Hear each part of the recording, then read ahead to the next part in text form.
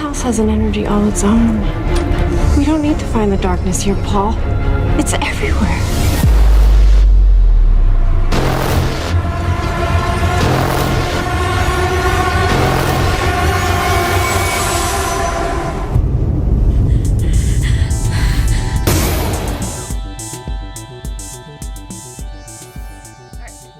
Everybody, welcome back to Mask of the Slasher. This week we are going to move on to a not so old but not so new movie. Yeah. We are still here. No, really, we're still here. We're still here. We're right here. We've been here, yeah. Yeah, we're just going to stay right here. We are. Because we're still here. Yeah, this movie came out on June 5th, 2015. We were definitely late to the party on this one. Yeah. Several years late, I believe. And I don't even know why. I don't know how we could have been. To be honest with you, I mean, this movie is, readily available to us for several years. When did we first watch it? Was it here or was it in another city? I think we were in Sacramento when we first watched it. Oh, well, that's good. That's not as bad as I was thinking. I'm fairly certain, yeah. Okay, that's not so terrible. So the movie starts out in a very desolate, cold area. Apparently this was filmed in February, so that explains things. Mm-hmm. And it being January right now, that was part of the reason we picked this movie, because it's just a cold-ass movie. It really is. And we're cold. And this movie reminded us a lot of living in the Midwest. Mm-hmm. Apparently, it was actually somewhere near the Canadian border that it was filmed. Mm. But they're supposed to be, I think it's like New England or something like that. Yeah. But it's this farmhouse out in the middle of nowhere.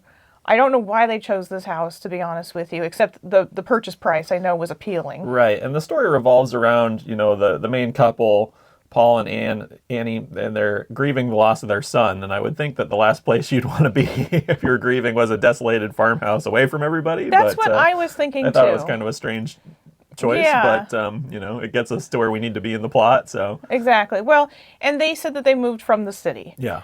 So sometimes it's a romantic idea to go and move out to the middle of buttfuck Egypt right. for no reason. Right. And it's shocking to some folks. Mm-hmm. And I'm gonna age myself right now, but there was a movie that came out in the 80s called Baby Boom. Yeah. And that's exactly what it reminds me of, because she was like, oh, it's so romantic. I'm gonna move away from New York. I've adopted this little girl, and she's freaking miserable the whole time because everything keeps breaking. And that's all I thought about with this house. I was like, when's the plumbing gonna break? Yeah. When's the heat gonna break? all of it. Exactly. So anyway, I don't know why anybody would want to do this, but regardless. So yes, they move out to the middle of nowhere. And it, like Josh said, it's because their son died in a car accident. He was, I think he was late teens, early 20s, something along those. They don't specifically say how old he was. Yeah. But yeah, he died in a car accident just a few months prior to them doing this. So that's a pretty quick turnaround too, by the way. Mm-hmm. Were they like at the funeral and then they got in the car and left? Right. It was really fast. Either way, they get to this house and you could just tell they're even questioning their decision, of this house, but whatever. So while they're there, the wife, Annie, she starts to say stuff like, I can feel Bobby here. Mm-hmm. And it's like, well, when people are mourning, they feel like they see the people that have passed and that kind of thing. You've had dreams about it. Mm-hmm. My mom, she doesn't know if she dreamt about it or not, but she thinks that she saw my grandfather sitting at the foot of the bed right after he had passed away. Yeah. I'm like, that's bananas. Right. So anyway, so they're just getting settled in and whatever. And it's within I think they said they were there for 2 weeks at this point. And 2 neighbors come to introduce themselves. This is not totally abnormal for out in the middle of nowhere or Midwest, at least back in the 70s when this was, supposedly taking place. The couple, Dave and Kathleen, they're odd birds. Mm-hmm. They're odd. They're very blunt about things. And, they're invited in for a drink or whatever. And they like to drink a lot of alcohol in this movie for some reason and reuse the same glasses. I think they're drowning their sorrows, Yeah, definitely. Drowning their sorrows. Yeah, and it's like is it a whiskey or a gin? Yeah, whiskey. Yeah. Anyway, and so Dave decides to go into a whole thing about the history of the house and how the original owners, this house was built, I think, in the 1800s sometime, and it was a funeral home. Yeah.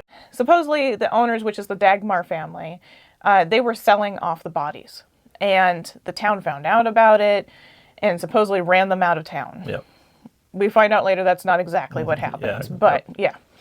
So, and his wife is just, she's so weird and so standoffish, and they can't quite figure her out. Kathleen hands Paul a note as they're leaving, and it says, "This house needs a family, get out." Yeah. I'd be like, all right. Yeah, maybe I will. Yeah.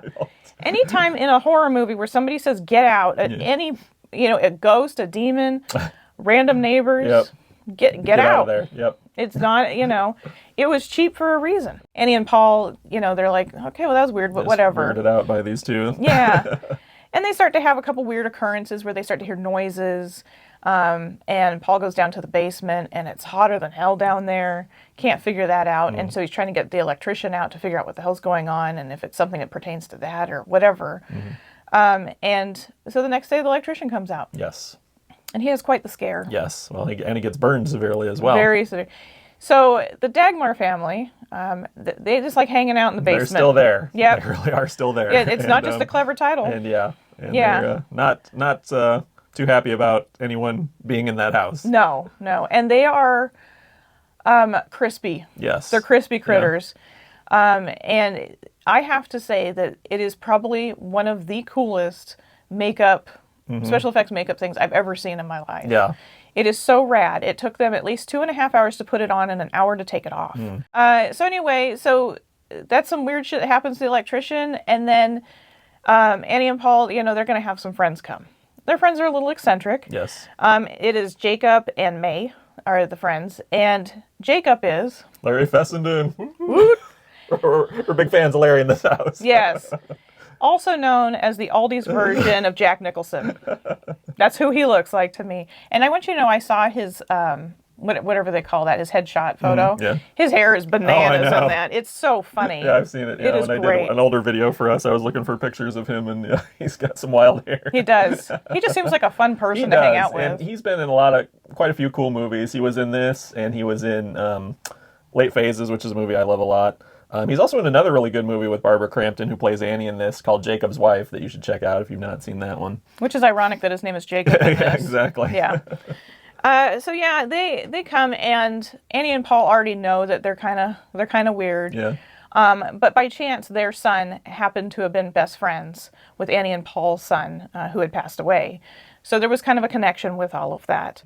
We find out that Harry and Daniela, who is Jacob and May's son, and his girlfriend are going to be coming out as well. I don't really know why. I don't know what the purpose of that was. I think it's just because they thought that it was Bobby that they were feeling or experiencing in the house, and since he had a connection with Bobby, I think they just invited him out to see if it would, spur anything as far as paranormal stuff, I think. I think it would spur more of an awkward moment. An awkward, uncomfortable moment. Yeah. And they feel that way too, in their conversations on their drive out. So while they're waiting for those kids to come though, the four adults go to dinner at the local bar that, of course, like every bar or canteen or anything that people step into when they're strangers, everybody stops and stares. And looks at them, yeah. And I have this is such a stupid thing, but when I was younger, before I had gone into bars, I always anticipated this happening to me because of movies. Right. Like everybody would just stop and go, "What the hell are you doing here?" Never happened, by the way. I always apparently blended in, you know. But anyway, they go to dinner, and of course they feel uncomfortable. They're having a conversation about the things that happened in the house already. And May is just like, "What? Why are you in this house? It doesn't feel good." She doesn't have a good feeling about the whole thing. Right. And she starts to cough. The reason she's coughing, though, this is the gross, weird part, though, is that Harry and Daniela had just shown up to the house. There was a note on the door said, "Go ahead, make yourself at home," or whatever. And they sure did. Yes. Drinking out of the same glasses again that were never washed. And they start to hear some stuff, too. So Harry goes down to the basement. Don't go down to the basement. Yeah, never go down to the basement, guys. Come this on basement is the most unwelcoming basement on earth, by the way. It's a dirt floor. Yeah. The foundation of the house is crumbling, so they've got those posts in there. Don't go in there. It's if you're from the Midwest, I always say the creepy Midwest basement, you know? Yeah. Like in the Midwest, there's two basements. There's the creepy basement, and then there's like the 70s finished basement, you know? This is the creepy Midwest basement times like a million. Yes. You know it has that weird basement smell. That's right. Oh, yeah, the musty. Yeah, that musty. The musty, slightly damp smell. Kind of smells like Pirates of the Caribbean. Yeah. What that is mold, by the way, folks. Yeah. Anyway, so he goes down to the basement, and of course, shit hits the Yes, fan, as yes. it always does. Yep, And Dagmar gets him. yeah, and chokes him to death and burns him at the same time. And that's one thing I want to say is that I really liked that the ghosts were hot in this movie. Like, I thought it was such a cool thing because, like, it's wintertime, you know, so it's cold and everything, and you're always expecting ghosts. Oh, there's a cold spot or whatever, you know, or you always see that in the movie. It's, when the ghosts are around, the people are freezing, they see their breath or whatever. I really liked that the ghosts they used heat, you know. I thought that was a cool twist. It was really cool because it tied in how they were killed, which is they were burned alive. Yes. And you always wonder about that with, people that have been burned alive. Not that they're going to come back hot. Right. Not they're going to be like charcoal or anything like that. But, that they're still feeling that sensation possibly or whatever. And that's what's happening with these people. That's what they're feeling. And it's actually kind of heartbreaking if you really think about it, because ultimately they weren't selling bodies. It was just a stupid rumor, blah, blah, blah. So it was terrible. But anyway, so... the adults are at the bar and May starts coughing. It's because Harry is getting choked to death. And then he gets sucked away, and then his girlfriend, she runs out to the car and starts driving. And damn it, once again, rad stuff. Just reach right through the seat and burn all the way through. Gets in the car with her. Yeah. And, it's such a cool effect. Great scene right there. Oh, gosh. This is like a special effects wet dream. Yeah. It is so good. God damn it. Anyway, so the adults go back to the house, And of course, no sign of the kids because the car is gone, obviously. And of course, Harry has been burned alive. So he's ash somewhere down in the basement, we assume. Exactly. He's in the dirt, you know. And, I have to say, it's nice that the Dagmars cleaned up the mess, you know. They put the note back on the door and everything. They didn't have to do any of that. Maybe they actually washed the glasses. Yeah. It's possible. Maybe they might have. Heat does clean and disinfect. Yes. So they could have just burnt the jizz off of the that's right. They're hostile yet considerate. Yes. That's a new shirt for me. Hostile but considerate. Oh, that's my new hardcore band name. That's pretty funny. So anyway, they're back at the house, and this is the next day. Yeah. And they're just like, why haven't these guys shown up? And it's just like, whatever, who cares? Because back then people didn't care as much about things. Right. Apparently. They weren't as worried about things, Yeah, exactly. Just like, kids will be kids, whatever, They're probably at some cheap motel getting high, exactly. And... Hopped up on goofballs. Yep. So let's see here. Where am I at? Okay. So Paul and Jacob stay behind while May and Anne decide to go to the grocery store. Well, May and Anne are out grocery shopping and just walking around town just getting some incredibly cold fresh air, which probably burned their face, by the way. Yeah. They run into Dave. He just happens to overhear their conversation where May said something along the lines of, there's something weird with this house. And that was a little creepy, of course, because it's like, what are you doing? Yeah. Don't you have a life or a job, dude? Dave's a creeper. He is. He's a creeper. Oh, he's probably got a weird white van with no windows. He's one of those. Tries to lure kids in with candy. There you go. May says to Jacob before she leaves, no seances, don't do anything stupid, because she's already really hesitant on doing anything that she possibly knew how to, because she had such a horrible feeling about this house already. And you don't want to conjure up shit. Right. Especially when it's already in your basement, for God's sake. There's just all kinds of no-nos going on in this movie. Yeah. It's like, don't buy the old decrepit house in the middle of nowhere. Don't go down in the basement. Don't do a seance. Yeah, exactly. None of these things are necessary to do. Let's not do them. Yep.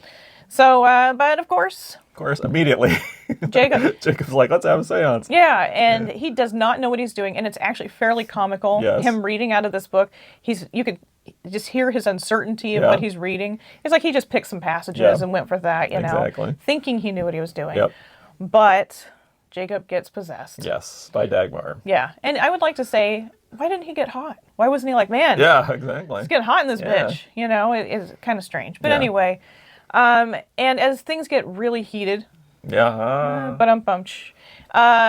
when May and Anne return from the store. They go back to the house, and they see that Jacob he's all sorts of fucked. He's tied up, got a sock in his mouth, which he swallows, I might add. That was bananas to me. I mean, I've seen where people have done that in movies, but it's such a tiny bit. But this looked like he was actually doing it. And I'm sitting there going, why isn't anybody grabbing this sock and pulling it out of his mouth? But I think everybody's in such shock. What's happening?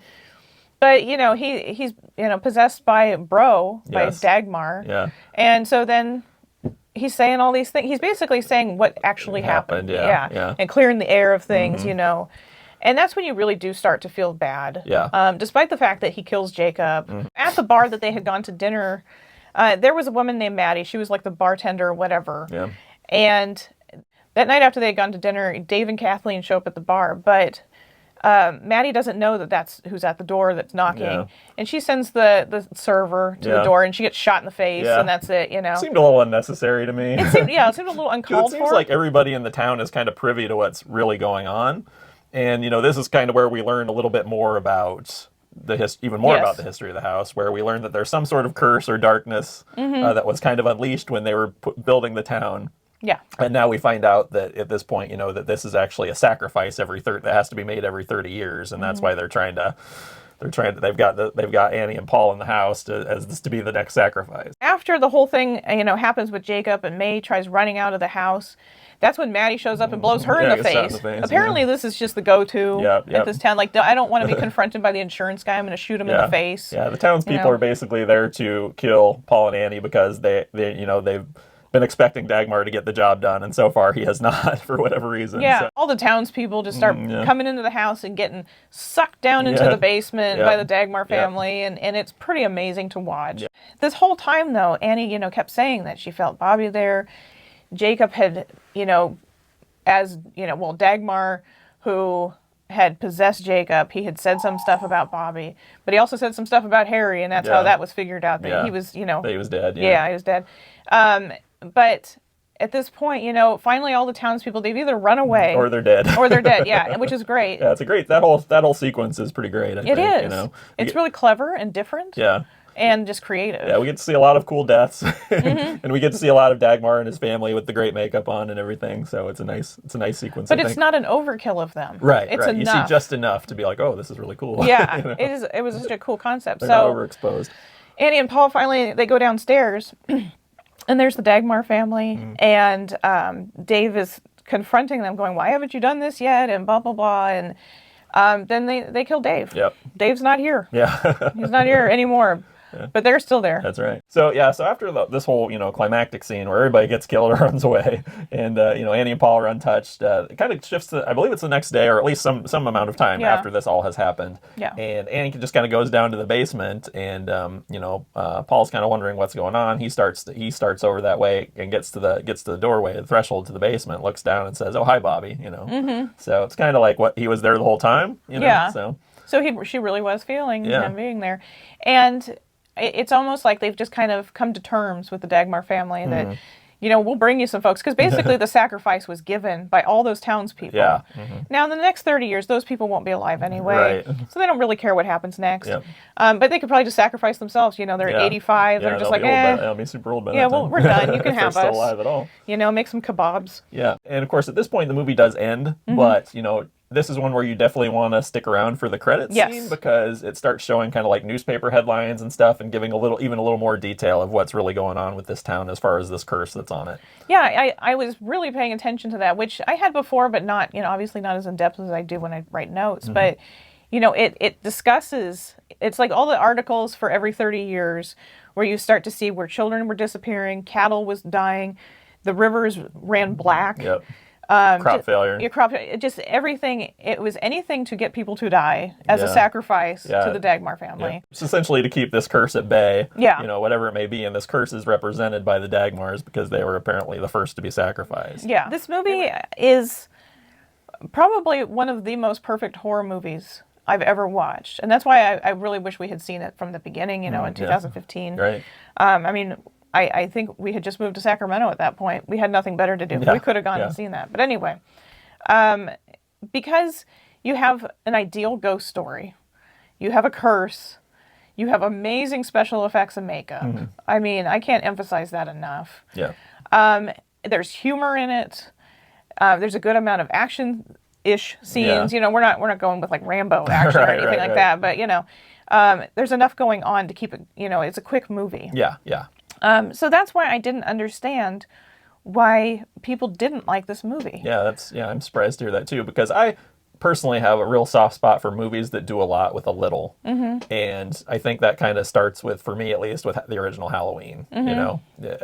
And I think that this particular movie is kind of in that same vein, as it's a very small cast, you know, it's a small setting, you know. It's an independently made independently made, and I just think they obviously, you know, they really maximize their strengths as far as the makeup and the plot and everything. And, you know, you've got Barbara Crampton, who was in Reanimator and Puppet Master and all these movies, so it's very cool to see her, you know, still doing cool stuff. And of course, like I said, Larry Fessenden fan club here. He brings a lot of humor to the movie and stuff like that. So really enjoy his performance in this, and all the actors are very good in it. And yeah, I just think it's a great movie that keeps things that wisely keeps things very simple. And because they do that, everything that they do in the movie is great, in my opinion, because they chose to keep things simple and didn't try to overreach. Yeah, absolutely. So as a whole with this movie, I think that this is the perfect package of a movie. Yeah. I think this is a good gateway horror for, you know, a party, for friends, you know, that aren't necessarily horror fans, but they want, you know, an easy story. Yeah. Because that's what this is it's quick and dirty. It's, you know, it just has a simplistic plot line but great effects. I mean, yeah, it's a simple movie, but it's got good acting, good effects, a good plot that's easy to follow and moves along quickly. You know, I agree with you. It's a great package. Yes, and we like good packages. We do. Have you seen this movie? Did you like this movie? Did it bore you? Yeah. If you didn't like it, you're wrong, but I'm just kidding. Like what you want to like. Yeah, whatever. But you're still boring. Anyway, we just want to know your opinions on this. And if you haven't seen it yet, well, we pretty much ruined the story for you. Again, if you haven't figured that out yet by watching our videos. Yeah. There's spoilers. There's always going to be spoilers. Yeah, we should just change the name of this to there's always going to be spoilers. Yeah. So thanks for watching, guys. We appreciate your continued support. We look forward to bringing more great videos in 2025 and beyond. So stick with us. We'll stick with you, and have a good ass week. Just a dork. Anyway, continue to like and subscribe, share our videos. The algorithm's a bitch. It is. It really is. So unless you make videos, you won't know how bad it really is. Right. But anyway, we would appreciate any sort of support that you can give us. Yeah. So we'll see you next week. Bye.